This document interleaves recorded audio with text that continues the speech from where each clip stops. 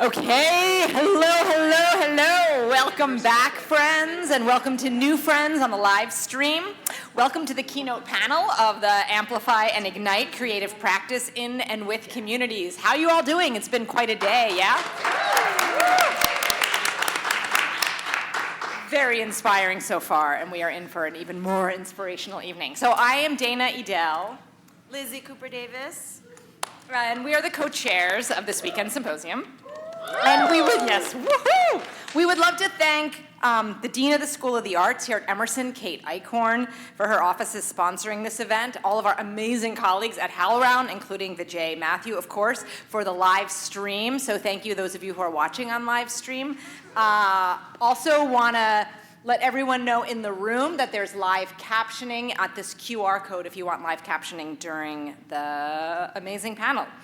So we could not be more thrilled and excited and humbled and inspired to just be in the presence of this remarkable panel of people who are such extraordinary leaders here in Boston and globally. They are using the arts to support justice and joy in our communities, and we could not be more excited to hear what you have to say. All right, I'm going to introduce our moderator. Our moderator will introduce the panel. Our moderator tonight is one of our fearless and most beloved leaders, the extraordinary Michael J. Bobbitt. Executive Director of the Massachusetts Cultural Council, our state's highest-ranking public official for arts and culture. Since 2021, he has spearheaded major initiatives, including the agency's first racial equity plan, Deaf and Disability Equity and Access Plan, and Native American and Indigenous Equity Plan. He led the launch of the nation's first statewide social prescribing initiative, which is fascinating and amazing and deeply impactful, and oversaw the distribution of $60.1 million in pandemic relief funds. In recognition of his impact, he was named to the Boston Business Journal's Power 50 Movement Makers list and appointed to Governor Maura Healey's advisory councils on Black empowerment and cultural policy. He is also a director, a choreographer, a leader in theater for young audiences. He has a play going up this weekend. It's kind of astonishing.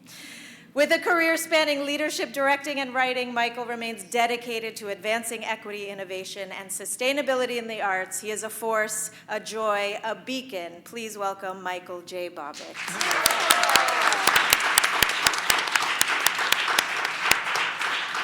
What's up, theater people? Yeah. Do you know, I was just saying to someone, I don't get enough time to spend in the room with my theater peeps anymore because I'm a bureaucrat. And so I'm running across the State House trying to get some money for the theater sector all the time. And so I'm so happy to be back in the room with you all. I know Lizzie mentioned the social prescribing thing. I would love a chance to talk to you about that when we're ending. This statewide initiative allows healthcare providers to prescribe 12 doses of arts and culture to their patients. And it comes with a companion ticket. And it's paid for by third-party payers, including insurance and Medicare and Medicaid and grants, right? Yes. I'm trying to get, yes. Trying to get my doctor to give me a prescription to the Beyonce concert. Because she's charging too much, right? And then she wanted you to buy her cologne and her perfume too, like, you got bills, Beyonce? What's going on? She does. She got 3 kids. She got a lot of kids.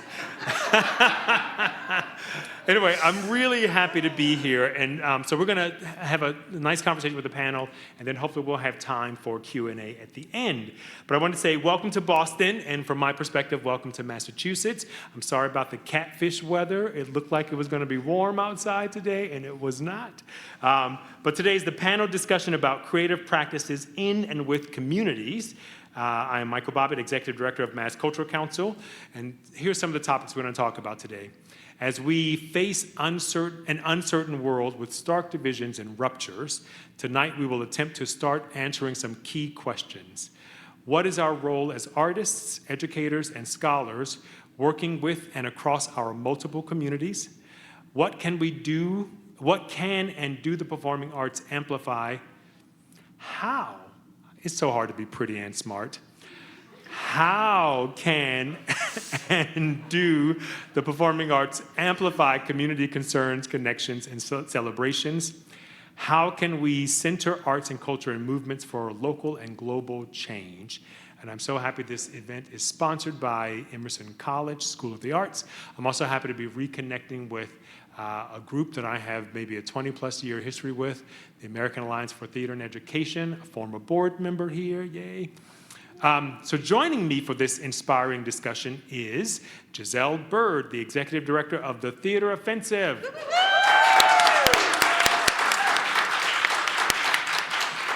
Theater Offensive is a Boston-based organization presenting art by, for, and about queer and trans people of color. Appointed in December 2023, she is the first Black trans woman to lead a regional theater company in the United States.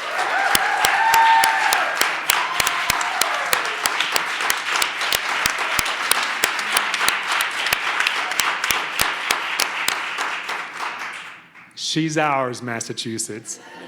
Don't be trying to take her from us, y'all. Giselle previously worked at the Katz Company in New York, managing careers and developing brand partnerships with companies like Google and Gucci. She earned her BFA from Savannah College of Art and Design and serves on the boards of several LGBTQIA+ organizations. Good to have you, Giselle. Thank you for having me. Hi, y'all. Next to Giselle, we have Ronee Penoi, the Interim Executive Director of Emerson's Office of the Arts and Director of Artistic Programming at ArtsEmerson. Big hand up.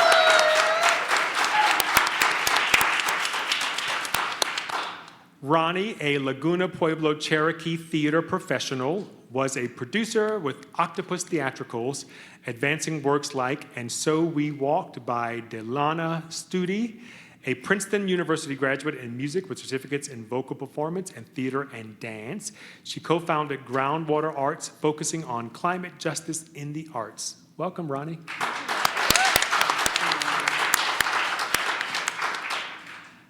Next to Ronee is Alison Yueming Qu, is a Chinese-American theater producer, director, dramaturg, and community organizer.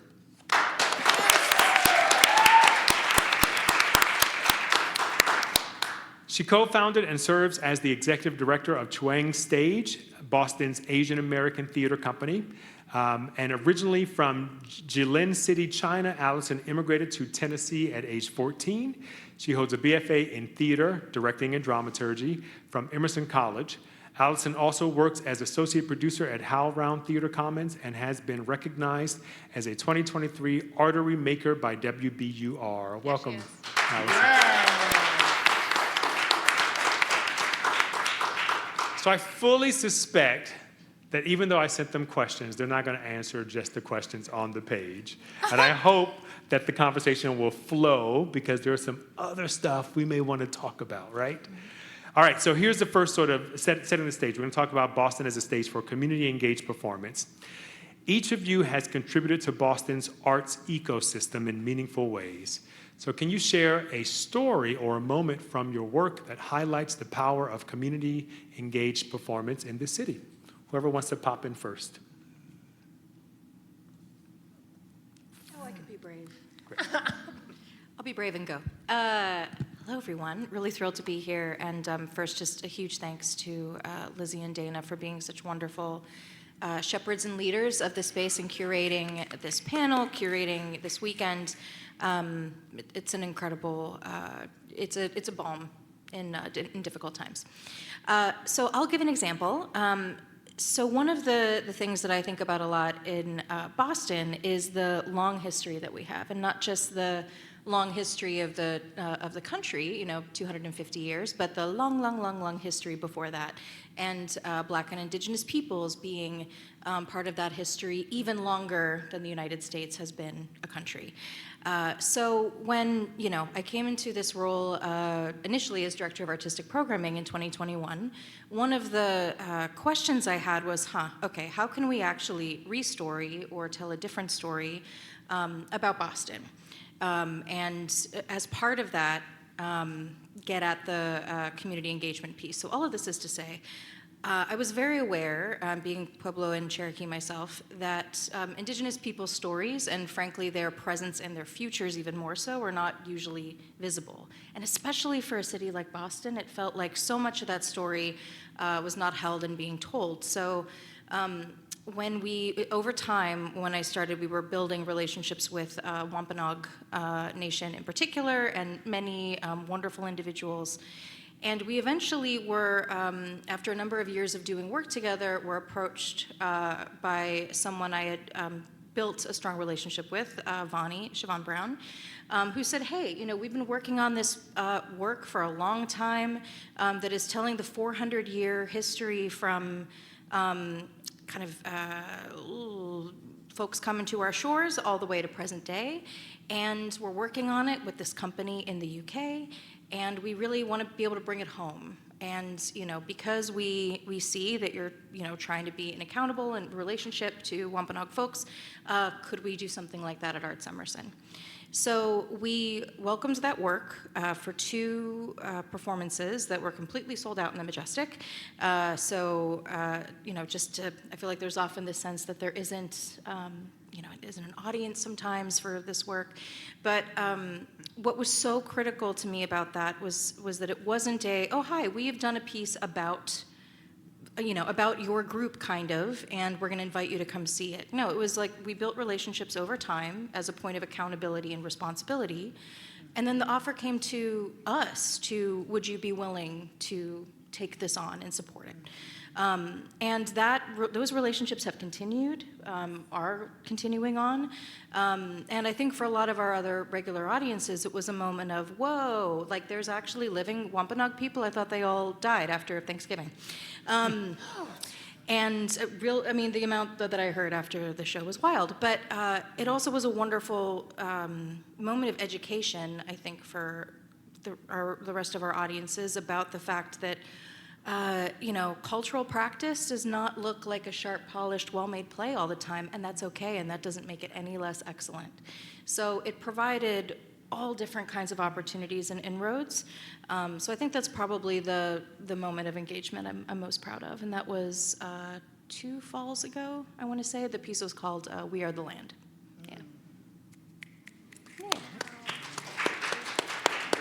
One of my mantras that I live by and do all my work by is people do business with people they know. Yeah. And the fact that you built a relationship with Wampanoag people, then they felt like you were part of their home and their family. And so sharing their art with you was a natural progression of that relationship. Yeah, right on. Allison? Giselle? Beautiful. Sort of building on this topic of relationship, I'm excited to share my case, my story. Also, hi everybody, welcome to Boston. And for those of you who work and live here in Boston, I hope that this experience today and the following days introduce you to pockets of Boston where work you haven't seen yet. So I think of myself, I'm excited to give you this welcome because I think of myself as Boston's producer and the community's producer. I produce into Boston's tiny little hubs of people and the pockets of undiscovered beauties and wonders.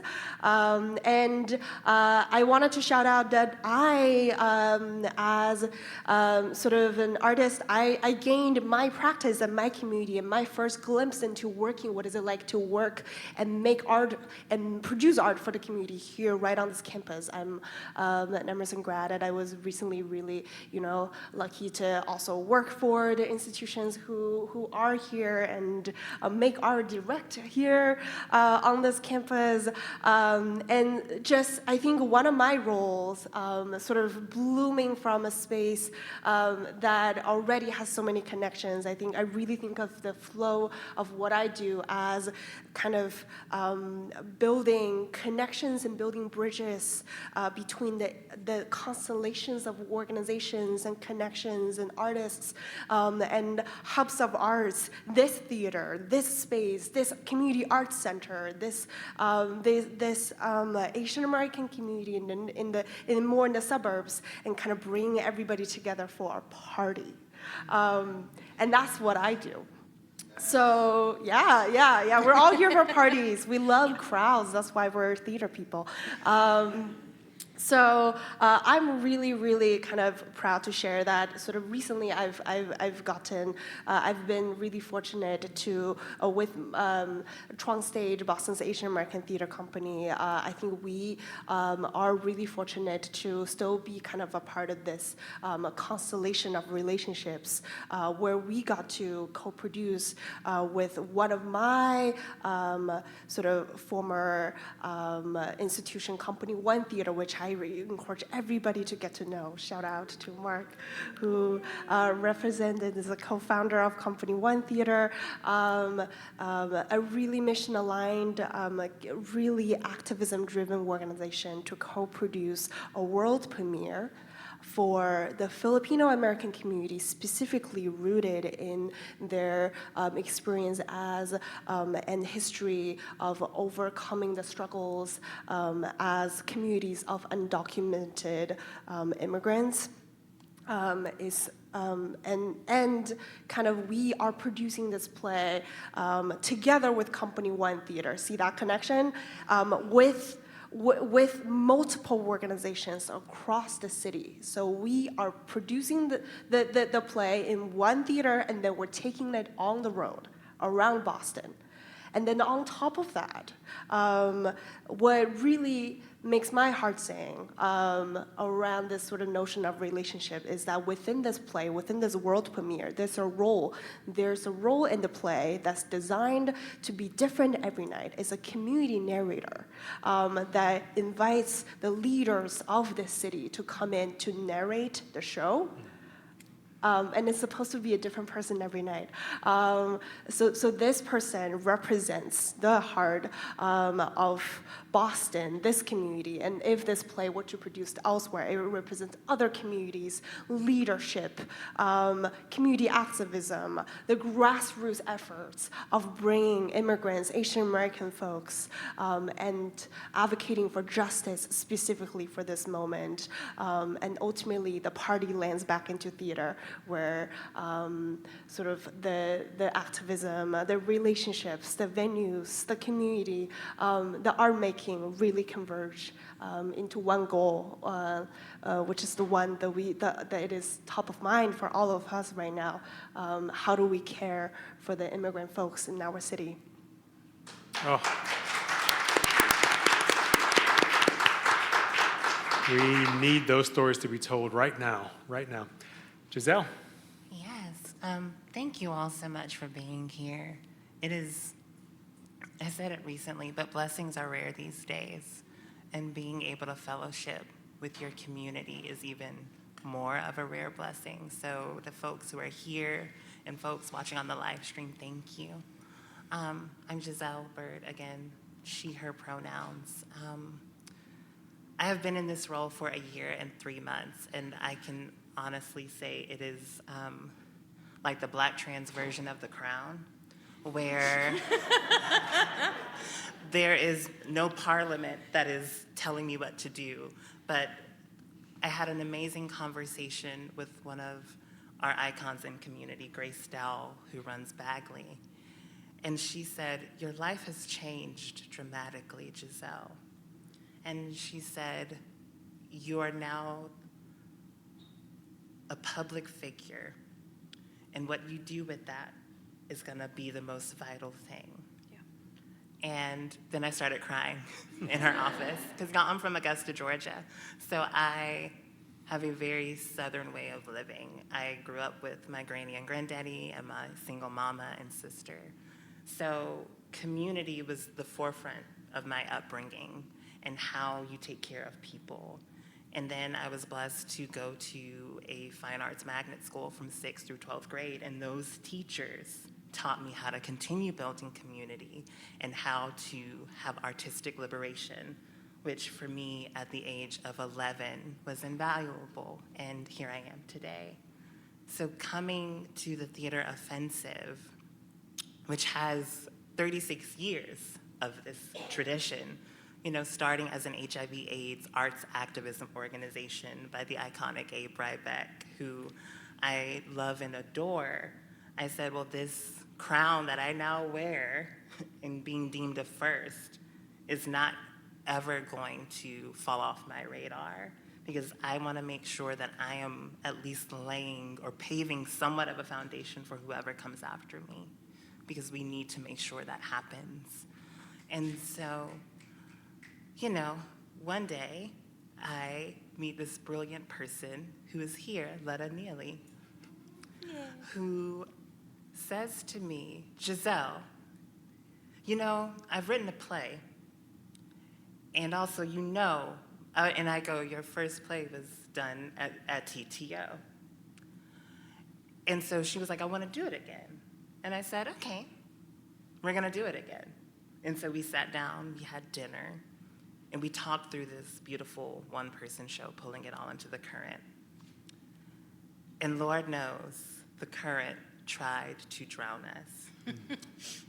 And it was one of those things. Have y'all ever been in a situation where you're like, Lord, am I your strongest soldier? Why are you putting me through this?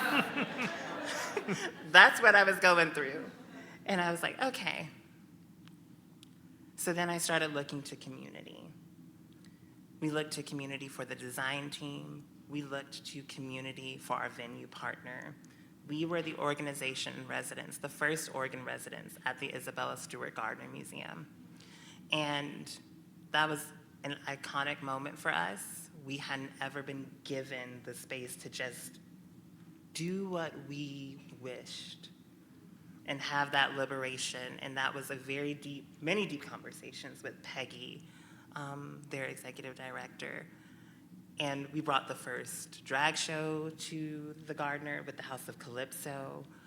We had many deep conversations around the exhibition on Christopher Street. And at the end of it, it was, oh gosh, we should do this again. And how many of y'all have like been at those places where it's like, we'll do this again, and then you just don't. You just don't talk anymore.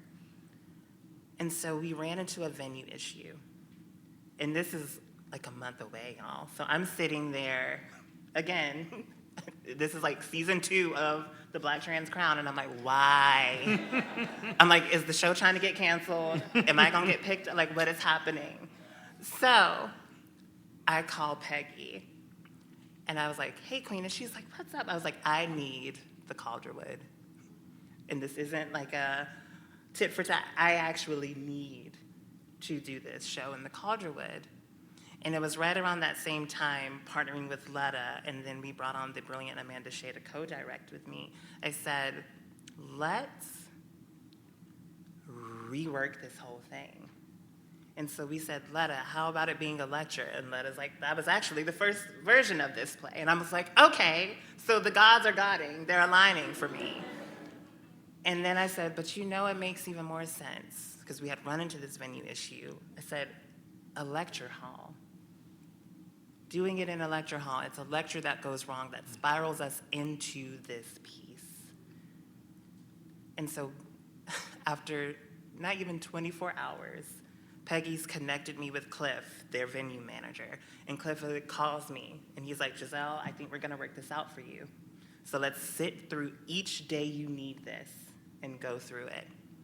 And if that to me wasn't the true testament of what community meant, when someone emails and says, I have an issue, can you help me? And instead of ignoring the email, it was answered, and my call was heard and taken. We did that show, sold it out, 3 performances at the Calderwood.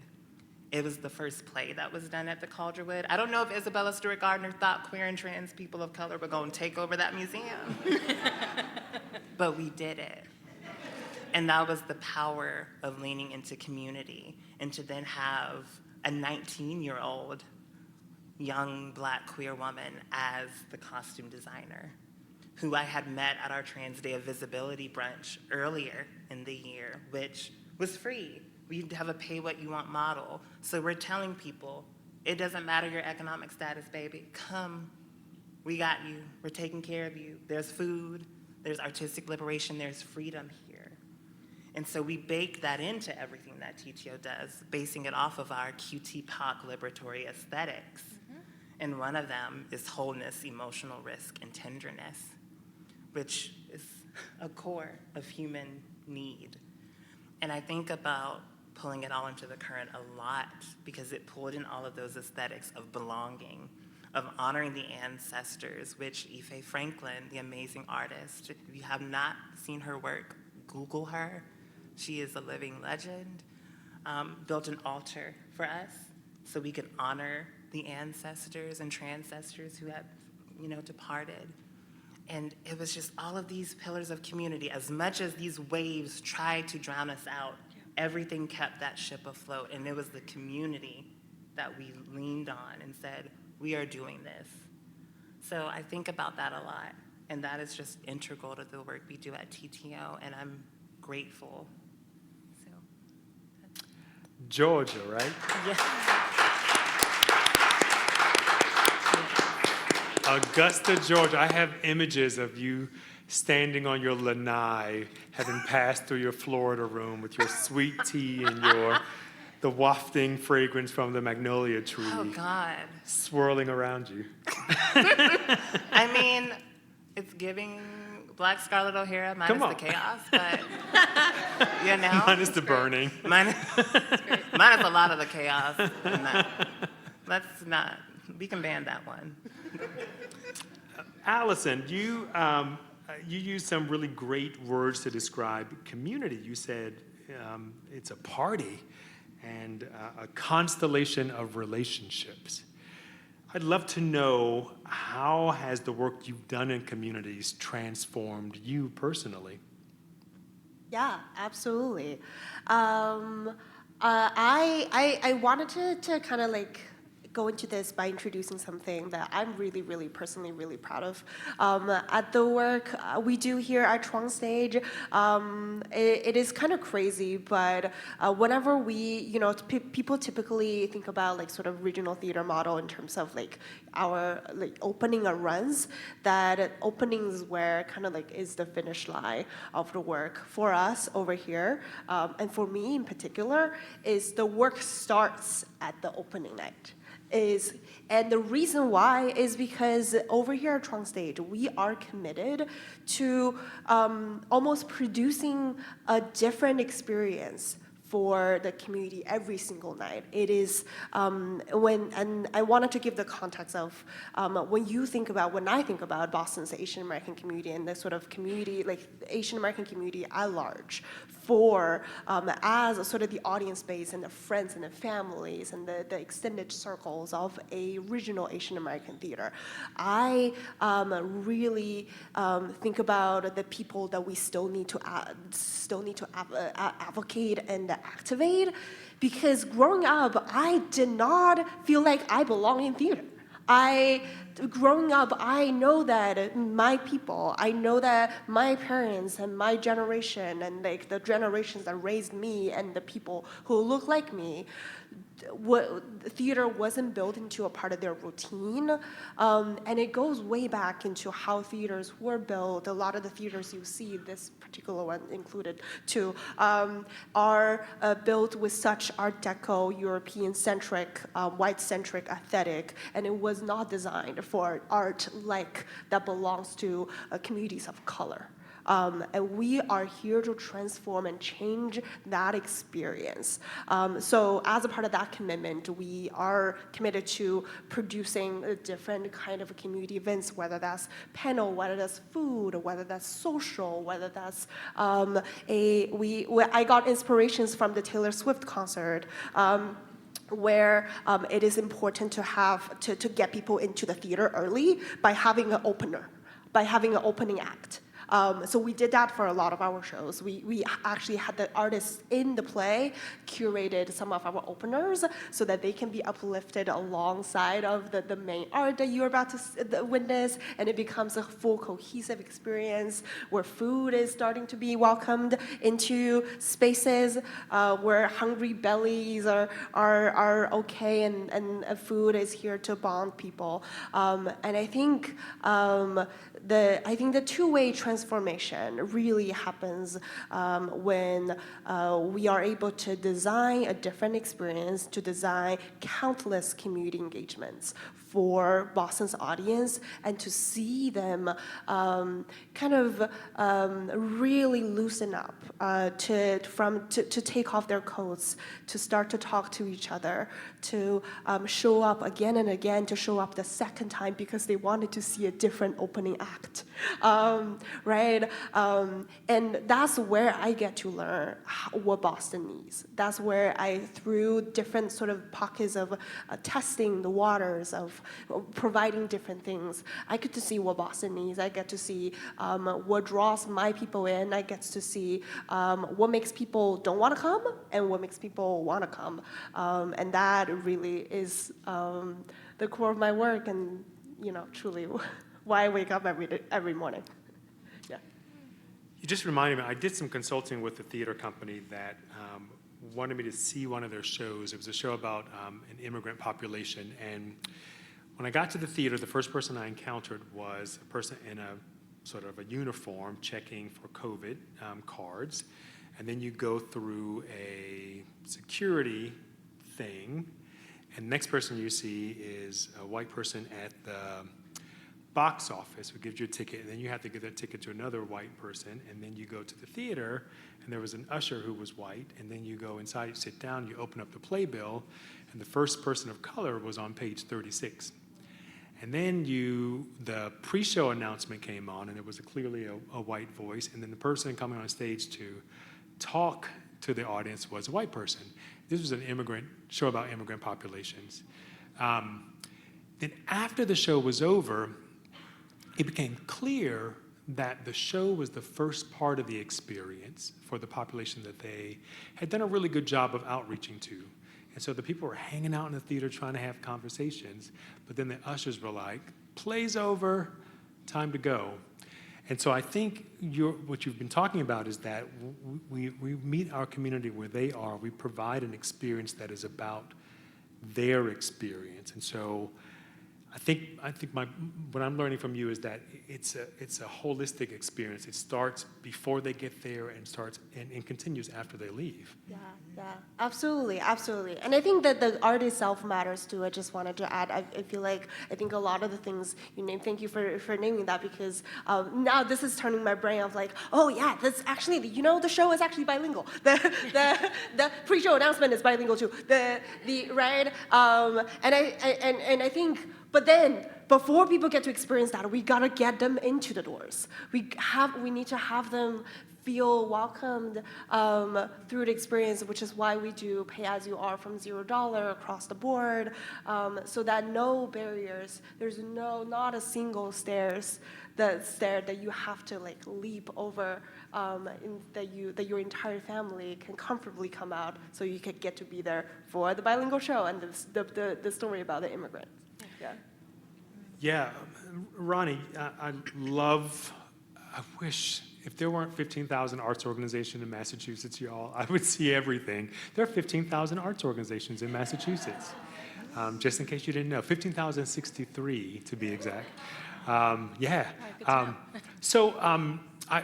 Every time I see the work that you all do, I'm like, I gotta see it, and then there's like no time. So Alison just reminded me that the relationship doesn't want to be transactional. And in the theater world, we have this sort of transactional experience with our audiences. We have this subscription thing that we are beholden to, even though the data shows that maybe it's not the best business model. And your programming is so diverse and so this show doesn't it's just so many things. And so my question is, how do you ensure that the work that you're doing has a long-term impact and relationship rather than like that single event or that transactional experience? Yeah, right on.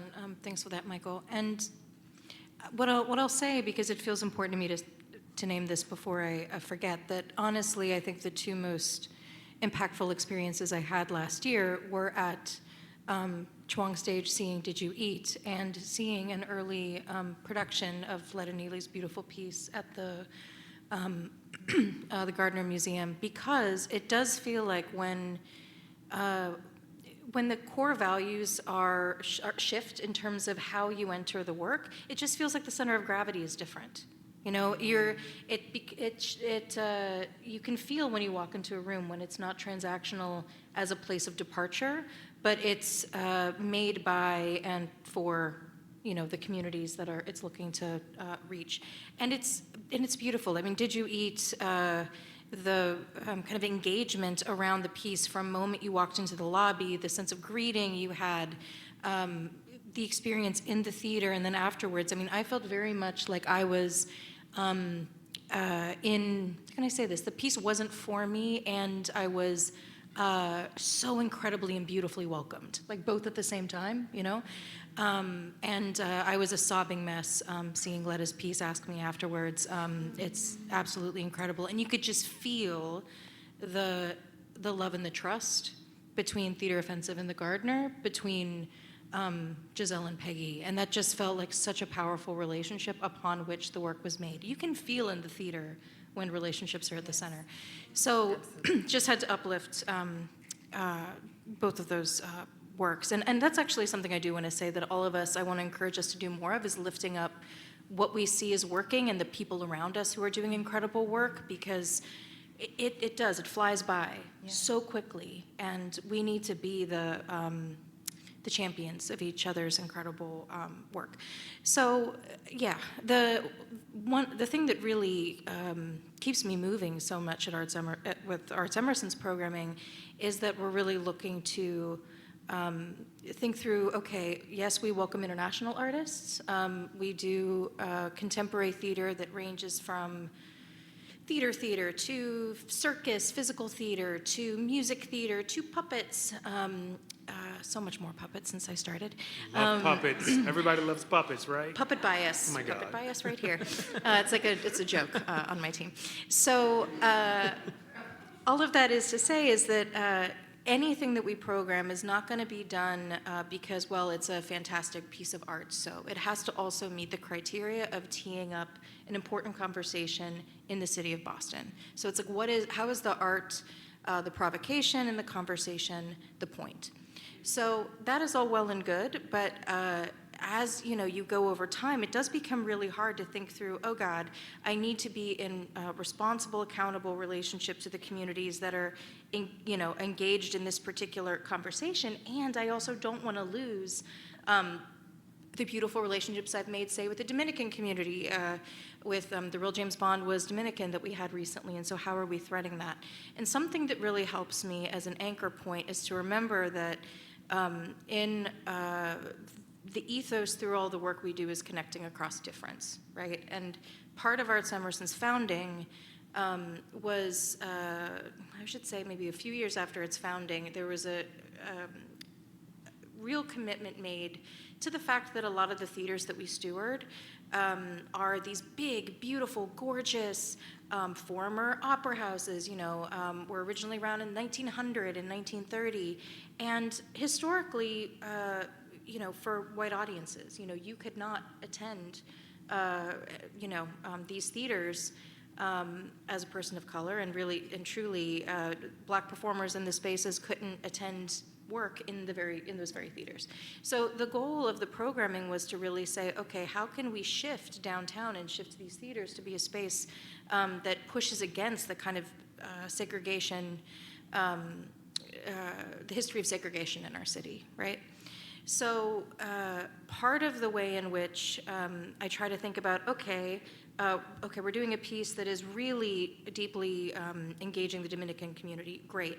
So it is just as important for us to be in an accountable relationship with and make sure that the word is out there in a big way and that we're doing by and for work in terms of the Dominican community, as it is that we are welcoming other communities to say, this is your neighbor.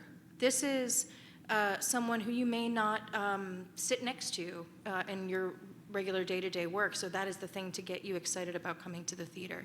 And we talk, I feel like in a lot of conference spaces, art spaces, we say, okay, folks want to be represented on stage, and I think that's great, and I think that's important, and I think an area that's even harder that I'm running into in my work is really getting folks to show up for communities that are not their own. And to say, what can I, like that to me is like the next level. So a big area of our work recently has been about building connections between Black and Indigenous communities. And that is very personal to me as an Indigenous and white presenting person in this city where Black and Indigenous and Afro-Indigenous people are who made Boston, Boston, and really are the kind of twin, I could say like original sins of this country, colonialism and capitalism, were put on the backs of Indigenous and Black people. So that core relationship and tension, the way in which communities have been pitted against each other or meant to choose one, it's a real passion point for me, and I'm really excited about where I've seen the power of art allow for folks to come together in a different way. I didn't know to the degree to which bringing a Cherokee play was going to open up a whole conversation about, with someone on my team who was like, I can't market this to Black folks because it's a Cherokee show because of the history of Cherokees owning slaves. And I knew about that history. I knew the very rich way that the artist was dealing with it, with accountability in the piece. And, the audiences don't know that. My staff doesn't know that. How are we taking care of each other and ensuring that folks feel held and that we're coming together as opposed to, being more apart? So, the only other thing I'll say about this idea of coming together is that it's one of the reasons why I love so much the artistic and engagement teams at Emerson being one in the same department. We don't have an artistic team and a community engagement team. It is the artistic engagement team, and you are doing both. There is no one without the other because you can't do one without the other. So part of that role in the organization is the accountability to say, okay, we've been in relationship with these Indigenous folks, and we're about to do a puppet play adaptation of Moby Dick with a Norwegian puppet company. It seems like, whaling, working on the water, the kind of larger-than-life story of Moby Dick and the relationship to lived experience of Indigenous people on these lands might have something to do with each other. So ensuring that Indigenous folks always are actively invited, welcome to say, okay, come and see this. We want to talk to you about this. We want to hear what your relationship to this is, and having, puppetry artists from both communities get to engage as well. So it's remembering that and creating systemic programs and rigorous ways to ensure that that keeps happening, that is not tethered to one person. Because while relationships matter so much, and showing up for people is everything, you kind of don't have anything without it. It's also a real risk for an institution to have all of the relationships tethered to one or two human beings. So how can you set up structures such that you're creating more and more opportunities for folks to do that work, for your staff to do that work. I'm a big believer that everyone that works for an arts organization needs to be having the hat of who am I accountable to, who am I responsible to, and in the words of someone I love very much who the field lost this last year, Morgan Jeunesse, she used to say, a credible dramaturg, she used to say, I don't work for the public theater, I work for the American theater at the public. And that's always, for me, something I think about in my work is how am I working for the field of the performing arts, but moreover, how am I working for the community, for Boston, at where I am, And that frame helps me so much in thinking about, okay, how am I setting this up for people after me? How am I being a good future ancestor, to my community? That's amazing. Thank you. Yes. You remind me that that looking at the structures by which we do our work as theaters needs to be examined, right? American Theater Magazine has been posting all this information about the number of theaters closing. Yeah. I think it's been averaging about 5 a month or something like that. We haven't yet come together to investigate how our work and our models have contributed to that. and it's time. So you talk about audience engagement. I mean, artistic and art and community engagement coming together. That's a whole new model that maybe we all need to explore. I always thought it was strange that the head of the marketing department was a marketing person. Shouldn't it be community engagement? And marketing serves the community engagement, or press serves community engagement, or publicity is about the community engagement, the people you want to be in this space. So all that stuff needs to be reinvestigated. We haven't done it before. So, also shout out to Isabel Gardner Museum, who may have recovered a painting that was stolen last week. Did we see that on the news? Oh, that TikTok? Right. Is that fake? I feel like it's fake news? It might be fake Okay. news. We want that painting back. Whoever has the painting, turn it in. Getting us all excited. You know who you are. When I was a child in the late 1900s, it's true. You're all supposed to say, oh my God, there's no way, you were so young looking. But the art and social justice were so intrinsically connected. We had a history of, like, the Temptations' War Song and Basquiat, and we had Larry Kramer and Terrence McNally and movies like Philadelphia. But also in the 80s, we had these big global arts movements like We Are the World and Hands Across America and Live Aid and Farm Aid.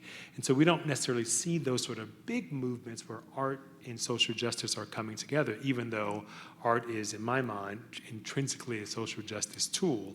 So, Giselle, I want to ask you, and I know you have lots to say about this, which I'm super excited about, but what is the new role for arts in sort of global movements for justice, and then what are we not doing that we should be doing, and maybe what are people outside of our sector not doing to support that intersection? Well, such a big question.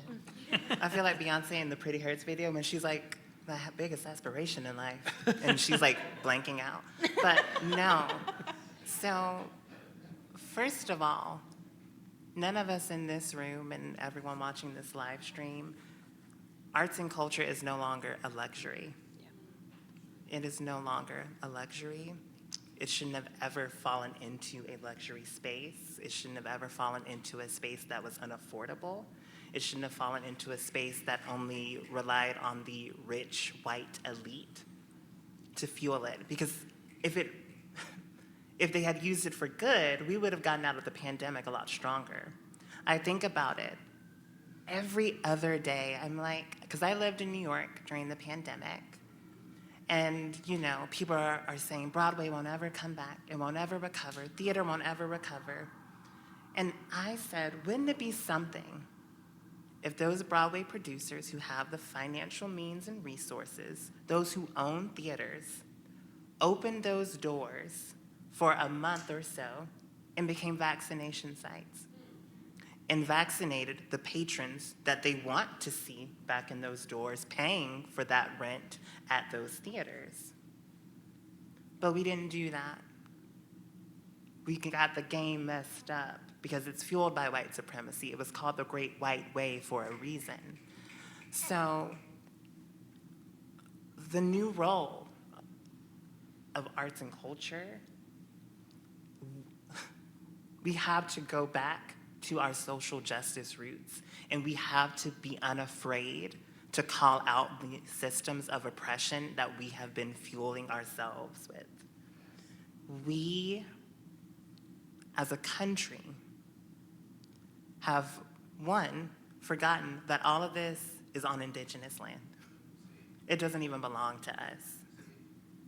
And so we're in a time where we are watching people take it with greed and with hatred and homophobia, transphobia, xenophobia. It is a dark world. And so people come to us to provide the light, the joy, the fun. The joy and the fun is in calling out the systems that are harming everyone around you. It is why the theater offensive, when we got that email from the ACLU saying, were you going to apply for National Endowment for the Arts funding? And I said, just last week, me and my development team were talking about doing a play. And I said, well, now it seems that we need to change course and look elsewhere, because we've always known that this government hasn't supported queer and trans people, but it's ever present now. Because you have to think about the erasure of trans, non-binary, and gender expansive bodies in this community, but also how there has been this quiet forgetting of the contributions we've given to cultural movements. And so, when the ACLU said this is illegal, I said, oh, it's time to fight. And this isn't a time to sit back and go, well, we'll let someone do it, because I said, my National Endowment for the Arts funding might be someone's whole season. And they don't have the weight of a 36-year-old organization, or the weight of being a first, or the weight of having a city like Boston that supports them. I'm thinking about those queer and trans theaters in the Midwest that are always afraid to even put on a show, but do so in resistance. Our existence is the resistance here. And so we have to use this God-given power for good. And so we decided to join National Queer Theater, Rhode Island Latino Arts, and Theater Communications Group to sue the National Endowment for the Arts. And I know those people in our government, some of them, are going through a rough time. It's when you have the chaotic boss who just doesn't know which coffee she wants. Yeah, I went there. So for us, I said we have to, because this is our opportunity to stand up for the folks who cannot. And this isn't a give a voice to the voiceless. I don't think anyone is voiceless. I think we as a society have silenced so many people on the margins, and we've got to remind them that they've always mattered here and their humanity is just the same. So therefore, we sued. Yeah. And we go to court next week, and the NEA quickly said, oh, well, we'll remove the compliance box. If you all don't know what's happened, they basically created new grant requirements on February 6th, one of which was to confuse everyone around DEI. There was already an injunction put on it, and the clear case of it was DEI could not be used in an anti-discriminatory way. Thank you, David Cole from Georgetown, who fought the NEA in the early 90s for teaching me that. Because I said, well, what's happening with that? He said, it's already been done, Giselle, it's taken care of. So now we're fighting gender ideology, this harmful rhetoric that they have created. And there are so many theaters in this country that have benefited off of trans, non-binary, and gender expansive narratives. They have gotten funding for it. Yep. They have told these stories. And what has bothered me in this moment is that so many of them have seen this new compliance and have been quiet. They have been dead silent. And it shows me the performative allyship and the performative work. So again, we no longer have the luxury to do that. Because whether it has affected you or not, none of us are exempt from this harm that is ongoing. And so to me, the role of arts and culture and the leaders and the people who help make it is, we are having to help heal people while also go to battle. And we don't have the ability to just sit back and, well, some donor will come and save us. No, honey, the donor will save themselves because they may not have Social Security. So they're not about to save you. And so I think, when we joined it, it really brought me back to how Abe started TTO in 1989, fighting, in Massachusetts specifically, the HIV/AIDS epidemic, which is still such a high transmission rate amongst communities of color.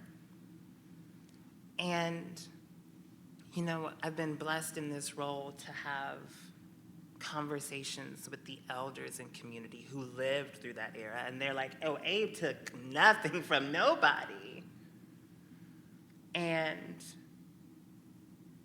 they said, it's so great that you all are keeping in the spirit of that and what he did. Because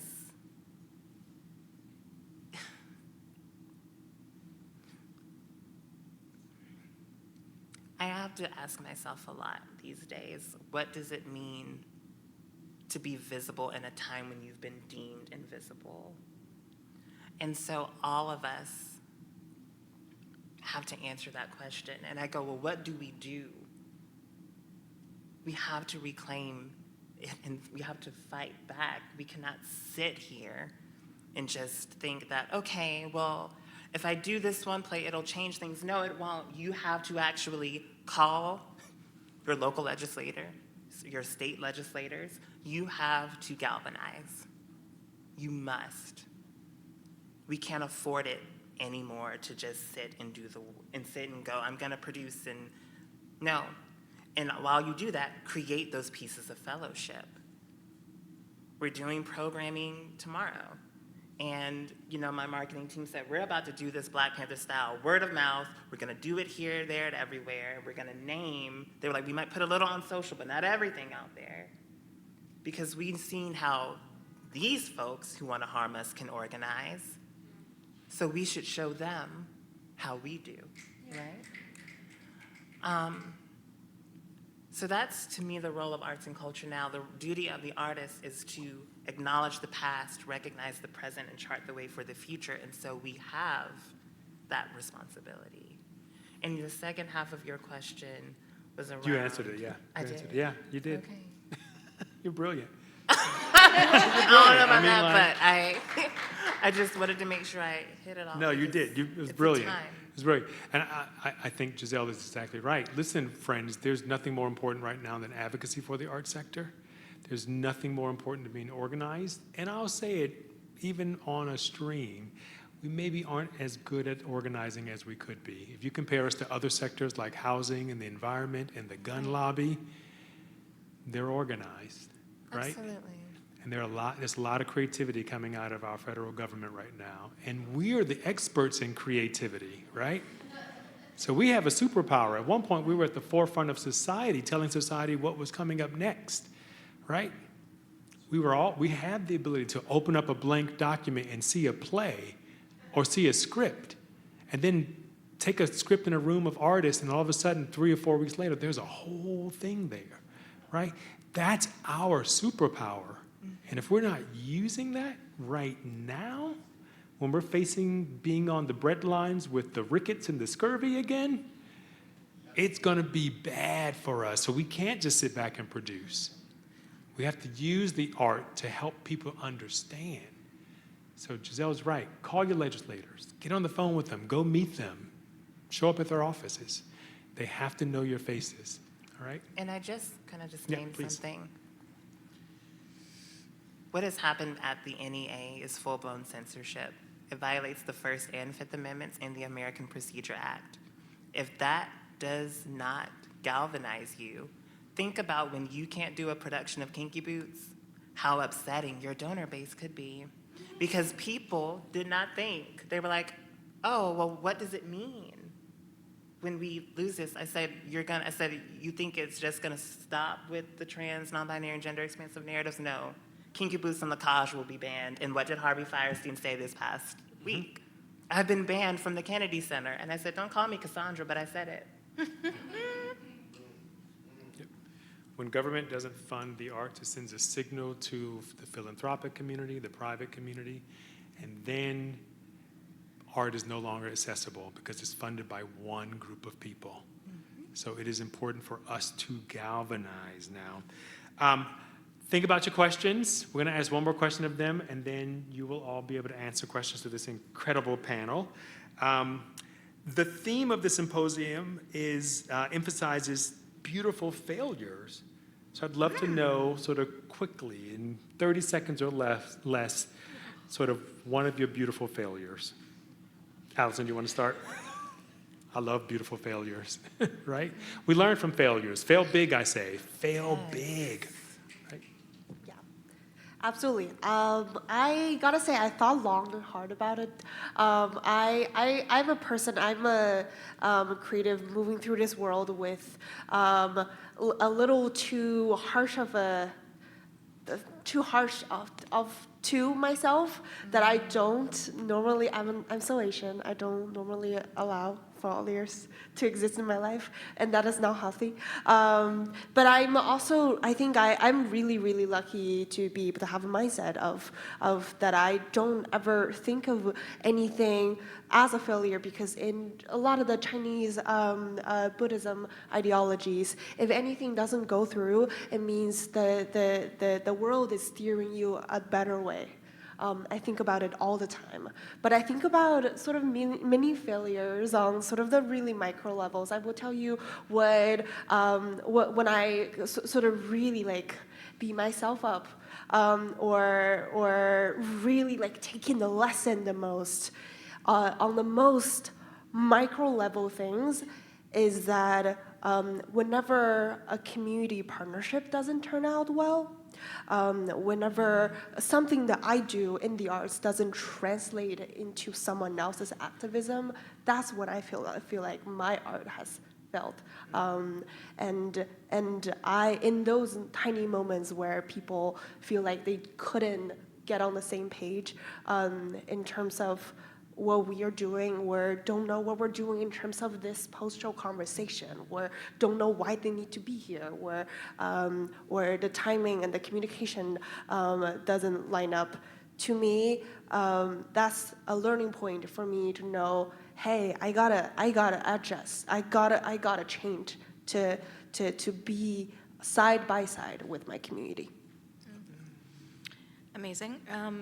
So I'll say two things quickly. One is there was a recent piece that we were supporting, and as part of our season, I won't, name names, but something that is really tricky is that in my ethos coming up in the field, I have really held artists to great esteem as being at the forefront of whatever it is, right?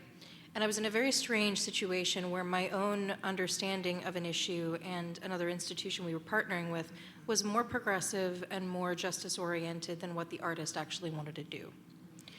And the resulting piece was very disappointing to me, but I had to look at it and go, it's still not my role in my position to push or to shove or to redirect, because the relationship and the bond between I will say, like, the infrastructure of support and backing and supporting where the artist is going still needs to be robust, and it can't be prescriptive. It can't be, oh, artist, can you do this or that other thing more? And it means that you're going to take some big swings, and what results, for many different reasons, may not be what you expect. But that's actually, it's one of the things I love about, I like to say about Woolly Mammoth Theater Company in DC, where I spent a number of years, is what I love about them is they take big swings, and either they knock it out of the park or it is an abysmal failure. There's like not much in between. And I feel like, okay, that's what we have to keep swinging. We can't be safe. So we'll get disappointed sometimes, and, we keep going.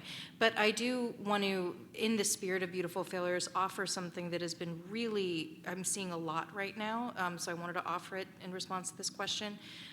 There's a lot, this is something that has been personal to me, and I'm seeing it a lot of my team, is a lot of us who are good students in school who were like, well, if I just do everything right, if I check off all the boxes, if I follow the rules, if I write something really effective, it's going to work out for me, it's going to work for my community. If I work hard, I'm going to get the golden whatever. This landscape and this world is not a moment for perfect students. It is a moment for mess, for chaos, for rolling up your sleeves, and for not taking it personally. Just not taking it personally is huge. Someone gives you feedback, take the feedback, process it, go back into the fight. Lean in, pull out, whatever you got to do. We need to all take turns in this moment, but we can't be precious about it being tethered to us and our perfectionism which I feel like is such an American construct for a lot of us, how we've been trained. So I just really want to encourage that as we think about beautiful failures, that we really know that we're doing all this work and experiments for each other.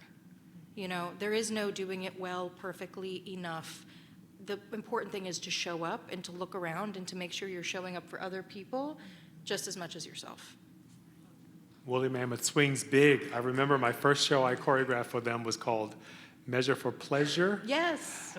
Oh my God, that's a callback. Just imagine what the set design was. Measure for Pleasure. I was like, what am I choreographing? Okay. Giselle.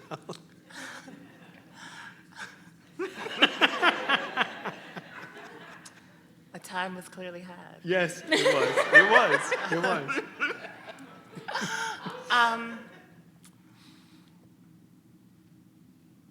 Beautiful failure to me is so, I feel, maybe this is like the Disney princess in me, but I'm like, I don't look at it as failure. I feel it's beautiful lessons. Mm-hmm. And that's also something my mama and my granny raised me with. It was, okay, so that did not happen. It didn't go the way you wanted it to. And it's always because it was supposed to teach you something. It was supposed to teach you in that moment, maybe you were moving too fast and you need to slow it on down, or how you showed up for someone or didn't show up for somebody. I think when I think about I'll say a beautiful lesson to me since being in this role is really, I came from the very white supremacist structure that is talent management. And it is everything you would think. If you've seen Entourage, if you've seen Scandal, if you've seen The Devil Wears Prada, it's all of that put into one with actors and directors. And it is a time. And so I think about a beautiful lesson that I had was just really around understanding how this union really, AEA, supports and works with artists. Because sometimes it is helpful, and then sometimes it can be very wonky. And so a beautiful lesson I learned was, I think overall, it's just time. Make it your friend. Do not make it your enemy. Because I am a girl who loves to move quickly. If the idea hits, I'm like, we're going to do X, Y, and Z, and it's going to happen within 3 months.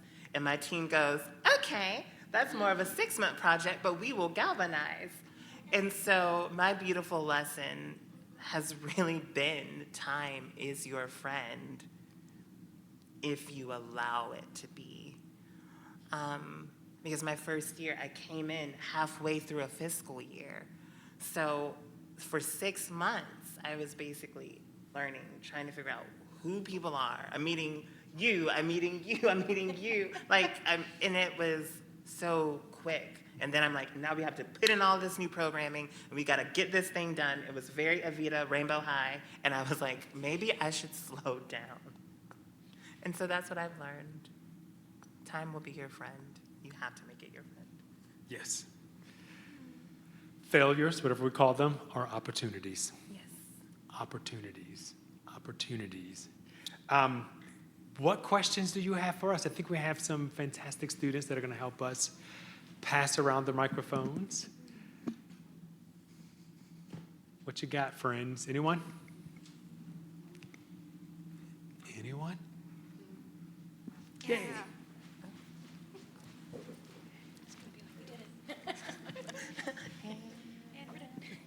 Hi, everybody. Hi. Hey, this is a question. It's kind of like a fun leading question, but how do you all want to see communities show up to support you all in this moment, and organizations like your organizations? How do you want us to show up? Let us know. As like patrons, as volunteers, as friends of the theater, how do you want us to show up in this moment? That's good. I was just talking about this today, speaking at a summit, and I was teaching the aesthetics. And I think we've been so conditioned by capitalism that everything must have a dollar amount and a dollar attached to it, which is very lovely. Don't get me wrong. I love to see the coin. However, your humanity and your presence is the gift that we need. But also, sharing resources is a big way to show up for people. If you have access to a space, offer it to someone who is in need of it. If you have access to security folks or de-escalation services that you often use on retainer, and you know there's an org that is not financially able to get their own, say, hey, do y'all need security? I got a whole person that I work with. Share those resources. I know we have a whole partnership, and we've been talking about a lot of these things. But it's sometimes showing up is the way. Being in fellowship with us is the way. Offering, there's a lovely woman who we've worked with who, she's like, I used to do development for years. So if you ever just want me to come and do some development stuff, I'll help. And I'm like, oh. She's like, I'll file. And we're like, oh. She's like, you don't pay me. I just want to do something. It's so interesting. And then I think about, but how do then we show up for you all? Is we hire you if we're able to. We provide food. We provide story circles for you to talk through what you've seen in our spaces. You bring folks who have a different world view into the space. One of my dear friends is here, Arya Saeed, who founded the Trans District in San Francisco. And an icon in her own right, and she's working with us in our development. And it was important to me to bring one of my sisters in community, to show up for her and bring her into our space. Because I knew my girl was on Arts and Culture Girly, and she didn't get to be Arts and Culture Girly, and now she can as her own free agent. So I think about that. How do you show up for us, but we show up for you by providing you with those sources of care and tenderness in space. Because theater has always been a two-way street. We just gotta remind ourselves of that. Yeah, I'll first thank you for that question. I mean, it's a real gift, and building a lot on what Giselle offered. I think one of the biggest gifts that I think is undervalued is that of connection. And oh hi, do you know this person? And one of my favorite things to do is be other people's PR. So when I introduce two people, it's like, this is, this incredible person, or, this is Alison, she is like WBUR, fancy person. I don't know, I feel really lucky to be in her presence. And just completely saw a need, created it, is just total badass at showing up in a place where there hasn't been something and now there is, and there is just, that is the place to be, and it's incredible what she's done. And Giselle, oh my God, just talk about like taking over from a spirit of love and abundance and passion, and and doing this work with the theater offense. So I mean, introducing folks with a sense of setting them up to understand about each other, and I mean even between audience members, between yourself and someone else. In this moment, the kind of playbook is isolation and overwhelm. So I think any moment we can connect and provide focus is a moment that we're moving in the right direction. So the biggest gift I feel like I get is connection, especially because if I feel like my blinders are on in hard moments, that's such a gift. Looking out for folks who need something in your community, asking them if they want to come to the theater, giving them a ride. Really, it's about being in relationship and also being really frank about what you see that's missing and not being afraid to name it.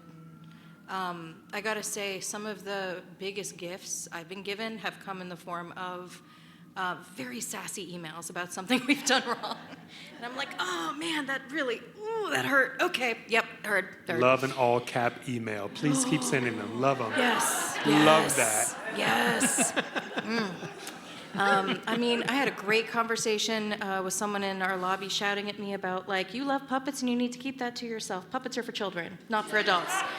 And I'm like, Wrong. okay, yes, yeah, wrong, totally. But I was like, I so thank you for, like, being bold and, like, giving me that opinion. And it's good to know if you feel like we're doing too much. Okay, cool. Like, good to know. And also with our Play Reading Book Club program, we need to have a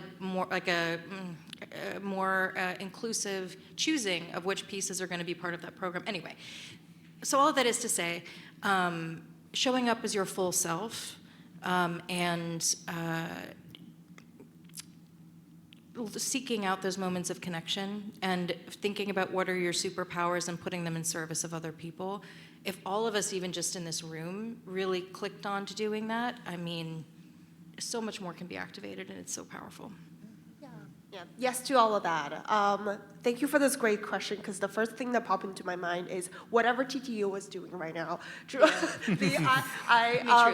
The lawsuit is so top of my mind for me this week, and I encourage everybody to follow their social media, read through the beautiful, beautiful articles and interviews that are available about their process right now. Keep yourself up to date, and be organized. Do whatever Giselle tell you to do. That was my call to Now action. you're making me the arts and culture Jim Jones, girl. Oh my God. And following up on this, I think for this moment, it is important to speak truth to power. There is so much power in artists, in being an individual artist. There's so much power in being an employee of an institution. The power in your hand.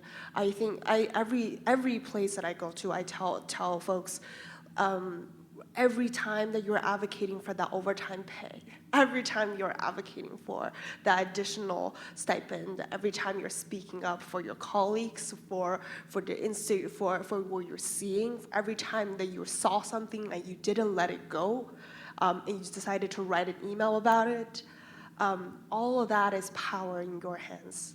So remember that you have that power every single day. I cannot tell you how much I appreciate it whenever someone negotiates their pay with me. I love that. And I say thank you for doing that.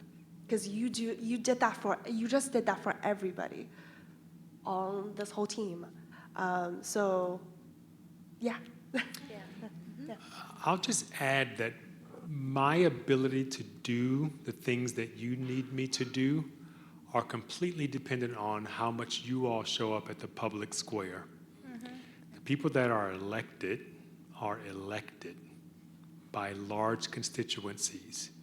And we have a large constituency of artists and arts people in the state. And the number of you that show up will impact how things happen. There's a large body of people that are controlling the economy and making laws. So we have to know them. We have to engage them in with them. That work has to be part of the operations of our organization, just like marketing, finance, and fundraising. Advocacy has to be operationalized for your organizations. You can't wait for someone else to do it for you, right? Government can do basically three things. It creates programs when there is a market failure. So our kids need to be educated, so let's create an education system, and it runs those programs. Then it regulates, so it can't run airlines, and so it regulates airlines. And then it can provide financial assistance through tax credits, through funding, et cetera. We tend to focus just on the last bucket.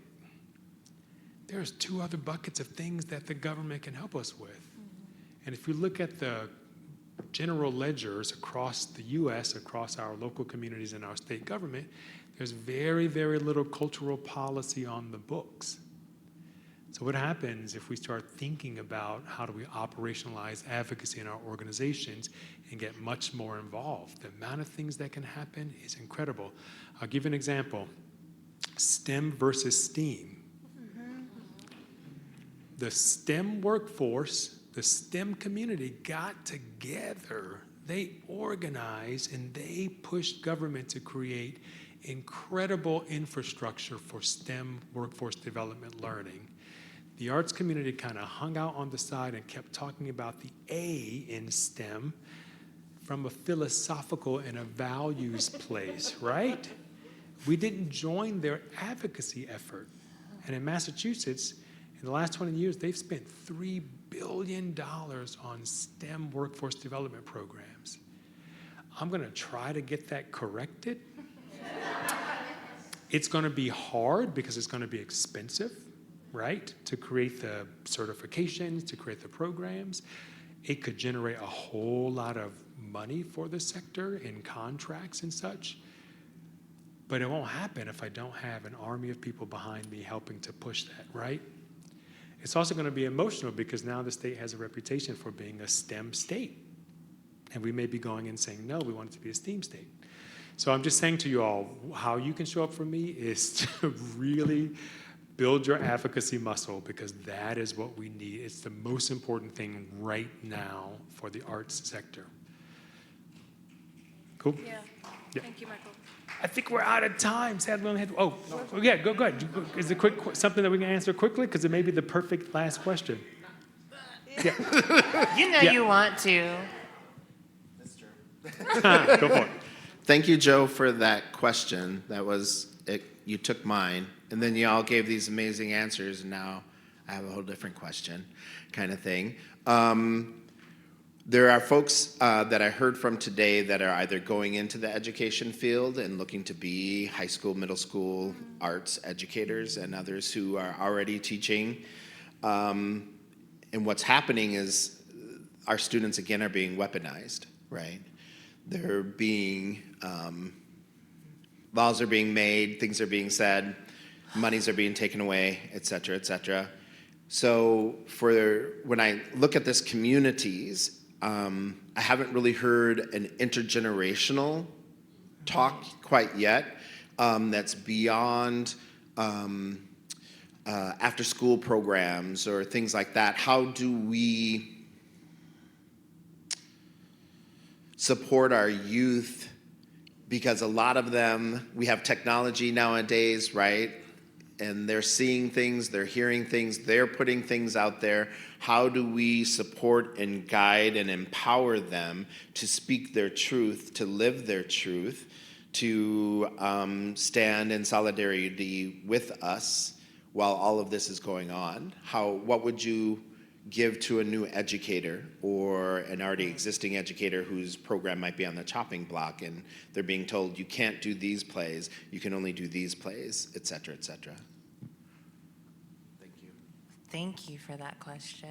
And also, I want to shout out Joe, who is the amazing curriculum developer for our youth program, True Colors, at the Theater Offensive.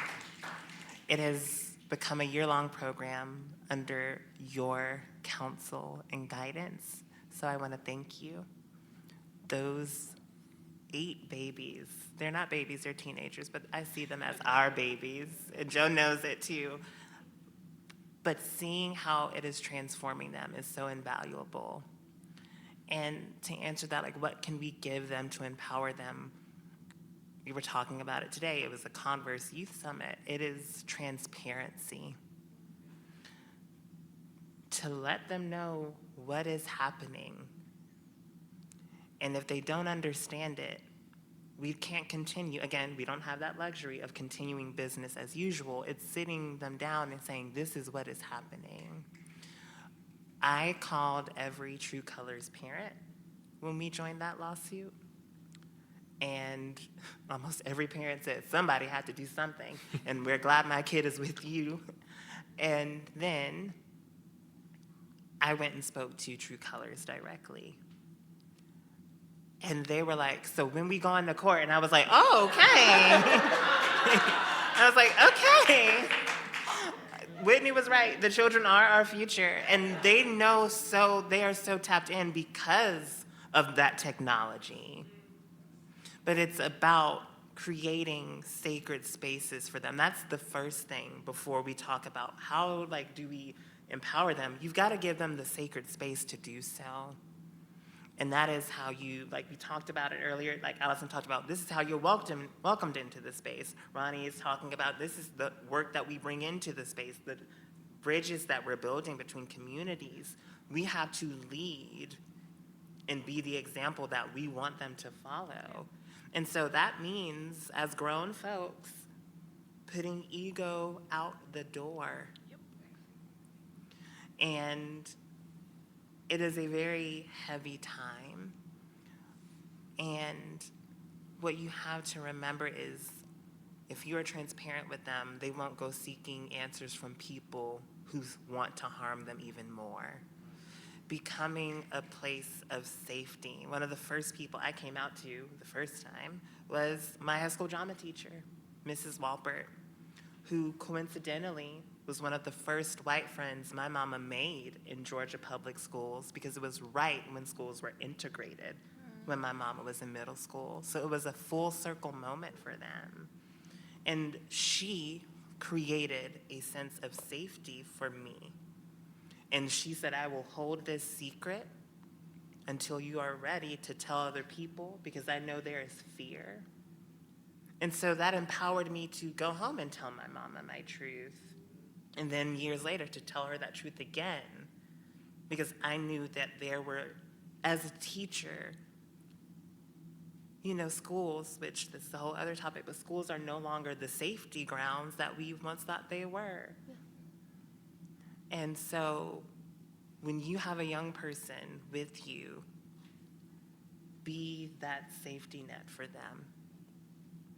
And I know that's asking a lot of you, especially now, because it's like, I've got to teach you this to get on this type of curriculum, to get on these, it's like, I've got to hit this test score mark, and if the superintendent doesn't like what I do, then that's just going to be the end of the world for them. But recognize that we are living in the most tumultuous times, but our ancestors and transcestors did it before, so it's now our turn to carry that torch. Whether we want to do it or not, it's lit. We got to run the relay race. Yeah. So, yeah. So I should not have kicked out my 23-year-old for being straight. I mean, I tried to raise him gay. We need allies. I tried him so hard to raise him gay, y'all. There were so many musicals. It's the musicals don't do it anymore, Michael. They're not what they used to be. So I have to close us out, but this is just the beginning of the conversation, friends. We heard about building relationships and not just transactions, organizing, turning our social justice work into political work, using and leaning into our creativity and fighting systems. This is, again, the beginning of the conversation. We hope it doesn't stop here. We hope you will continue the work in your communities and use all the creative risk that you can. A big thank you to Dana and Lizzie for having us here today. Yes.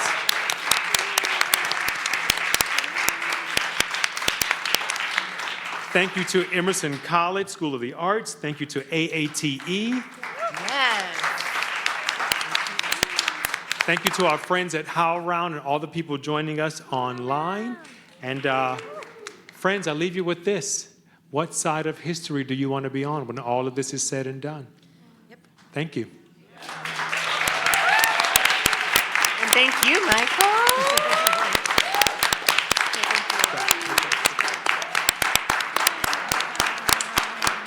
I didn't say I made these names, did I?